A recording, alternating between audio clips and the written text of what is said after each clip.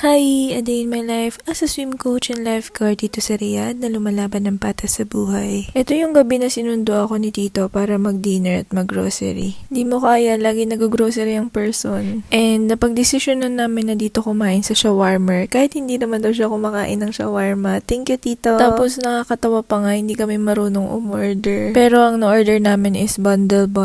Parang isang set na siya, merong dalawang shawarma, tapos meron na ring drinks, at may kasama na rin palang fries. Pero ang nakain lang namin dyan tag-isa, tapos pina-take out na niya sa akin lahat. Okay naman yung shawarma pag mainit, nakakabusog siya. Ang dami niya din kasi talaga. Tapos yung mga shawarma dito guys, laging may french fries. Bakit naman po ganun? Pero ayun naman daw kasi yung authentic na shawarma. Tapos ayun, dumiretso na nga kami dito sa Tamimi ata yan. Super grateful ko talaga dito kay Tito. Ang daming F. Pero hindi, lagi niya akong sinasamahan mamili and everything. Siya talaga yung nag-guide sa akin and umasikaso sa akin dito. Tapos, ang maganda pa dyan kay Tito, pag nagpapapalit ako sa kanya ng pera, laging may dagdag.